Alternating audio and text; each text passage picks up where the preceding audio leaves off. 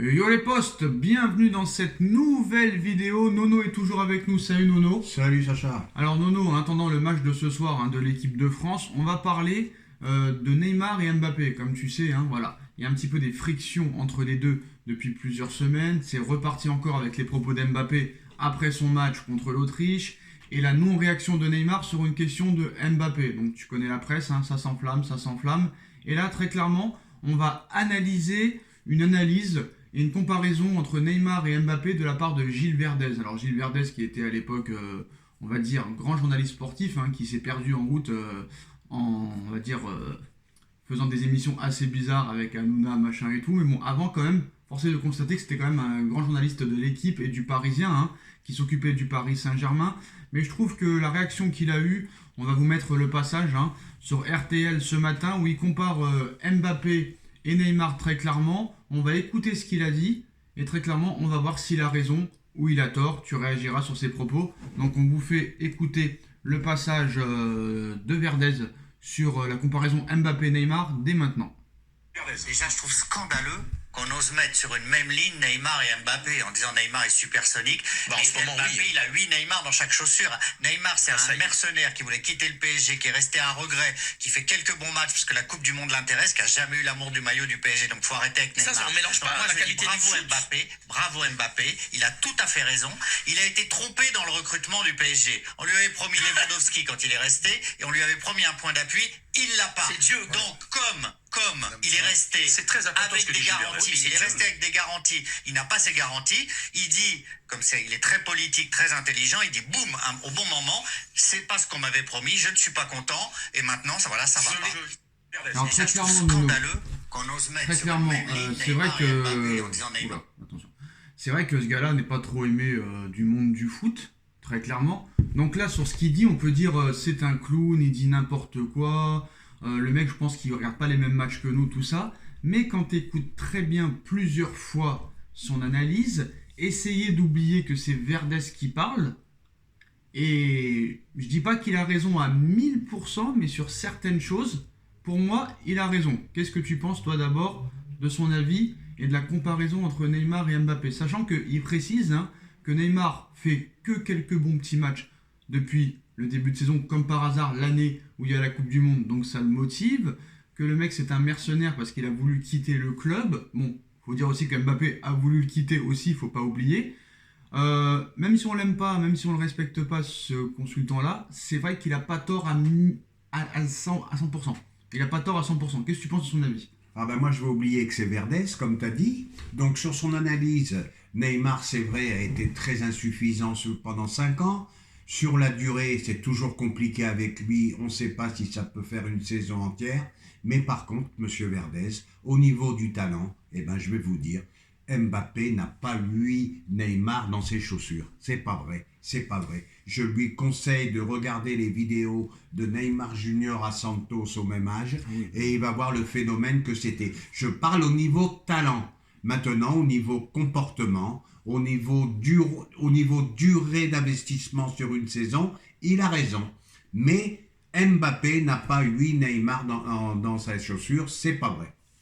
Alors lui, je pense qu'il compare les années qui viennent de se dérouler. Toi, tu nous sors Santos carrément il y a 10 ans, Nono, c'est pas la question. Mais je te parle talent. Non, on parle pas de talent, on parle du talent à l'heure actuelle, pas du talent en 2012. Et même à l'heure actuelle, au niveau talent, Neymar est pour moi plus fort qu'Mbappé. Je suis désolé. D'accord.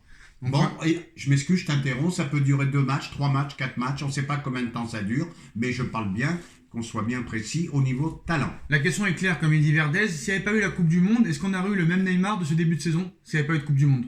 Ah là, il a peut-être raison, c'est pas sûr. Après, sur le mercato, il n'a pas tort non plus. On lui promet Lewandowski, on lui promet un numéro 9, on lui promet un gros recrutement, et à l'arrivée, il a eu un recrutement sans, on va dire, critiquer le recrutement, un recrutement de seconde zone quand même, on va pas se mentir.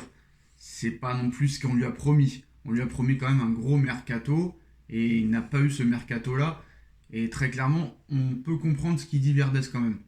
Oui, mais le problème, c'est que Neymar était invendable, première chose. Deuxième chose, personne ne pensait qu'il allait revenir à ce niveau-là, ni lui, ni Messi. Donc compliqué. Bon, maintenant, c'est peut-être sûr que Mbappé attendait autre chose. Non, parce que tu lui promets Lewandowski, tu lui amènes Ekitike, tu lui promets d'autres grands joueurs, tu lui ramènes Sarabia de près. Je suis désolé, à un moment donné, le mec, il a prolongé un contrat énorme, certes, mais c'est pour aussi gagner des trophées. Est-ce que tu peux aller loin très clairement en Ligue des Champions avec cette équipe-là à l'heure actuelle? Quart de finaliste, demi-finaliste au maxi. Vraiment, Et encore, ça dépend du tirage. Alors moi, quand il dit par exemple que Neymar est un mercenaire parce qu'il a voulu quitter le club et que Neymar n'a jamais eu l'amour du maillot, quand il dit que Neymar est un mercenaire, ça peut se concevoir. Quand il dit que Neymar n'a jamais eu l'amour du maillot, ça peut se concevoir aussi. On peut être d'accord avec lui. Que Neymar n'a jamais aimé le Paris Saint-Germain et qu'il est là pour l'argent, là aussi on peut être d'accord avec lui. Mais par contre, il a oublié aussi que Mbappé a voulu quitter le club à l'été 2021 et il y a quelques mois aussi. Donc ça non plus, il ne faut pas l'oublier, il faut le préciser aussi. Je suis d'accord avec toi. Mon Neymar, on le sait tout ça, d'accord? Gilles Verdez a raison, on le sait. Mais il faut qu'ils disent à côté, Mbappé, avec ses déclarations, une fois, deux fois, trois fois, eh ben, il sème le doute sur son envie de Après, il a voulu passer un message. Après, il a voulu peut-être passer un message aux dirigeants. Vous m'avez trompé, vous m'avez promis des choses et je n'ai pas eu ces promesses-là. Oui, mais c'est une erreur de communication, comme la dernière, comment Moi, je suis dirais-je, pas sûr. punchline qu'il a fait. Voilà, t'as pas à dire je suis plus heureux en équipe de France qu'au PSG. Non, il n'a pas dit ça. Je suis plus libéré, pardon. Bah, je suis désolé, il y a un mercato d'hiver qui arrive. C'est peut-être un message pour dire si on ne fait pas quelques joueurs cet hiver, ça risque d'être très compliqué pour la deuxième partie de saison. Parce que c'est bien de vouloir donner du temps de jeu aux jeunes pendant que les internationaux reviendront de la Coupe du Monde. Mais je ne sais pas si les jeunes feront le travail en janvier ou février. Ça risque d'être très très compliqué, surtout qu'il n'y aura pas de pause. Hein. Tu reprends le championnat direct pendant les fêtes et tout ça. Hein. Et il leur envoie aussi un message, peut-être, qui veut dire aux dirigeants, ben Neymar, stop. Stop après la Coupe du Monde. Qui ça? Mbappé. Comment ça stop? Eh ben, si tu mets un 9, dis-moi où Neymar va jouer.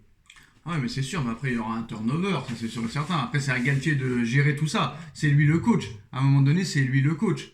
Il faut être pragmatique en tant qu'entraîneur. Hein. Parce que c'est bien d'être un bon tacticien, mais un bon technicien, un bon tacticien, mais si tu sais pas gérer et si tu sais pas mesurer ton effectif, ça risque d'être problématique. Et si tu n'arrives pas non plus à gérer les égos, ça risque d'être encore plus problématique. Eh ben, tu as tout résumé en un mot, Sacha, c'est ça le problème.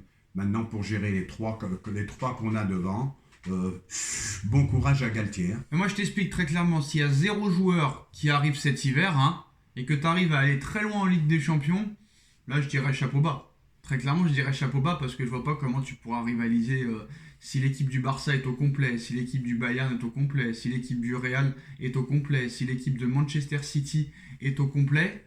Si tu tombes contre une de ces 4 équipes-là, bon, l'exploit est possible. Hein. Dans le football, il y a toujours des exploits. On a vu le Bayern en grande difficulté en championnat allemand. Des fois, on voit le Barça galérer, mais bon, voilà.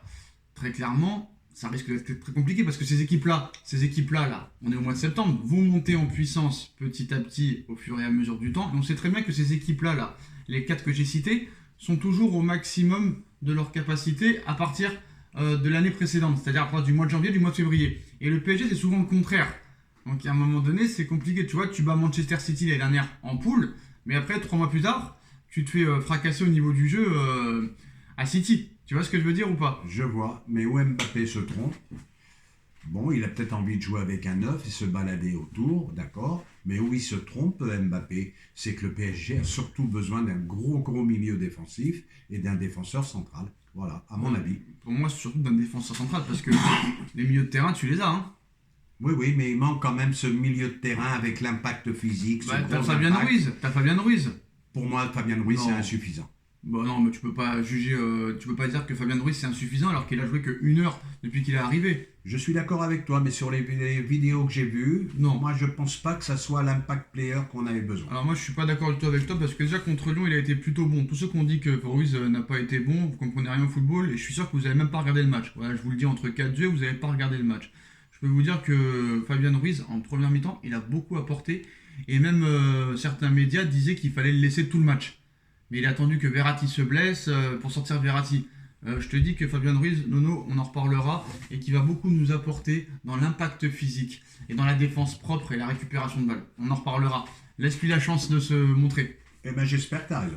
Donc voilà les postos. Hein. Voilà les propos de Gilles Verdez, hein, comparaison Neymar-Mbappé. Dites-nous si vous êtes contre Verdez ou d'accord avec lui. On like, on partage, on commente, on s'abonne et on se retrouve très vite pour une nouvelle vidéo, sûrement pour le débrief ce soir de l'équipe de France. Tchuss. Tchuss.